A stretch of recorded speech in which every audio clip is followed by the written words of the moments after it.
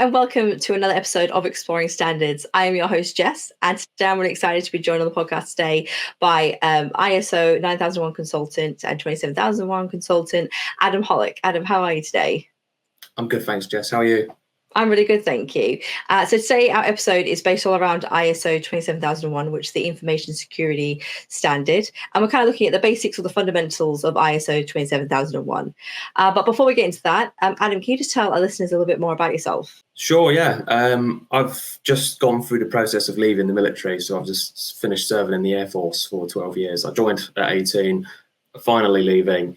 I decided I wanted a bit of a change, so I've just moved across into consulting now. So I'm just getting my foot in the door, getting set up, and hopefully get started very soon. So it's been an exciting transition from the military world into something completely different. But I'm looking forward to it. That's amazing. It is a big change, as you said, but I'm sure that's very exciting for you. So that's wonderful. Yeah. So our first question then, going in straight to the topic, is can you give us a brief overview of ISO 27001? Sure, yeah. It's 27001, it's the international standard for managing information security. It's a bit like a toolkit that helps organizations keep the sensitive data that they deal with safe by setting up policies and their procedures and using the controls in the standard as well. And when a company is certified to that standard, it's showing that they take their data protection seriously and that they've got systems in place to manage the risks and comply with the legal regulations. Wonderful. Thank you very much. Now, something that gets brought up a lot, and we do love an acronym in ISO standards, is ISMS. So can you tell us what that is? Yeah, it's an information security management system. So, it's a structured way of handling the data protection involved with the standard. So like I said before, it's your combination of your policies, procedures, controls designed to protect important information that's generated as a result of the processes carried out by that business. And the goal, of course, is to keep that data secure by focusing on the CIA, which is your confidentiality, integrity, and availability. And that's really at the center of 27001. That's great. Thank you so much. So this is a question that comes a lot that we get from clients who approach us about implementing ISO 27001. And sort of how long does it take to get certified? I would say that depends. For smaller to medium companies, 3 to 6 months. For bigger and complex businesses, maybe 12 months. And that includes setting up the ISMS, implementing the controls, going through all the audit process, and of course UCAS require a certain amount of time. I think it's 3 months before the ISMS has to be in place before they'll come and audit that. Well, thank you very much. I think it's really interesting to know that there is that sort of buffering period between sort of setting up your IMS to then getting it audited and certified. So that's a good thing for our clients, potential clients to know about. So it's obviously quite a big standard, but can you break it down into the 6 main security areas for us? Yeah, sure. So to boil it down a bit, you've got policy and organization. So, you're setting up the policies and also the roles of the people within the organization. You've got the asset and access management.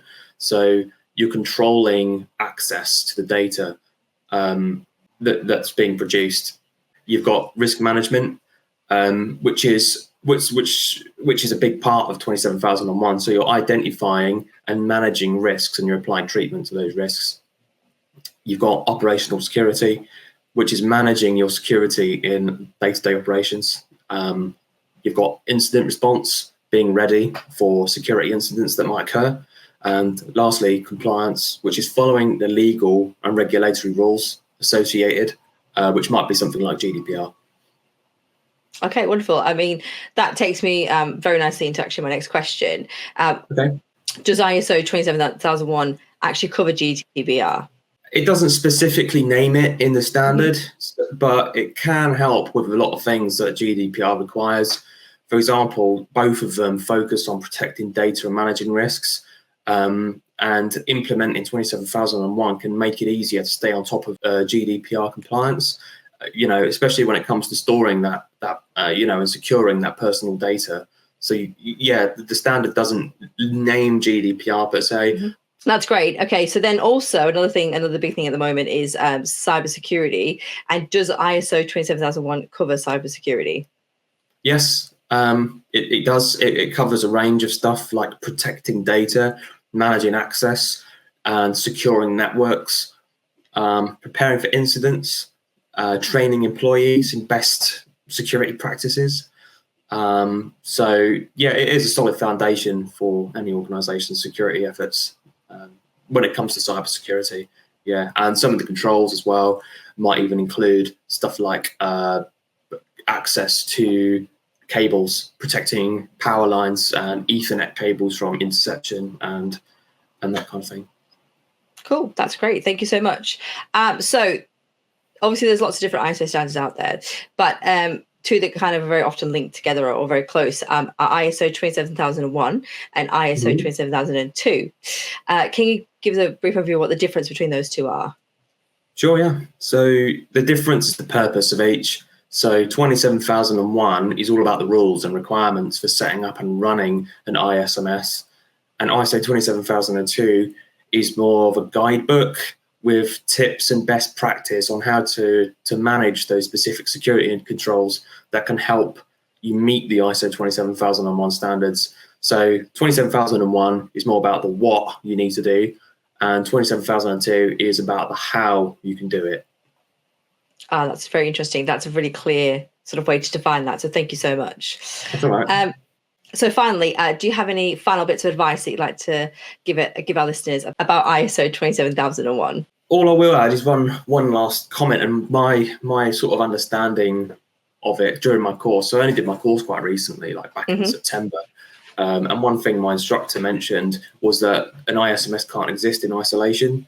So you've got to really integrate it with your business. And yeah, if you try and make it exist in isolation, it won't work. It has to fit in with other management systems that your business uses.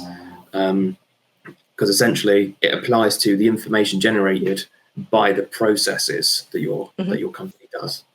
Yeah, so that's a good way. That's something that stuck with me, is that it can't exist on its own. Oh, that's brilliant. It's a really good way to think about it. So that's fantastic. Yeah. Thank you. Well, thank you very much for joining me on the podcast today, Adam. It has been absolutely brilliant. Thank you for giving us this overview of 27001, which can be quite complex and quite overwhelming. And you've done a really good job of sort of breaking it down for our listeners. So thank you very much. Thanks, Jess. It's been my pleasure. Wonderful. And thank you so much to our listeners. Thank you for listening today. I hope you've enjoyed today's episode. If you have, please make sure you rate, review, and subscribe. It really does help the podcast. And I'll be back with an episode in a couple of weeks.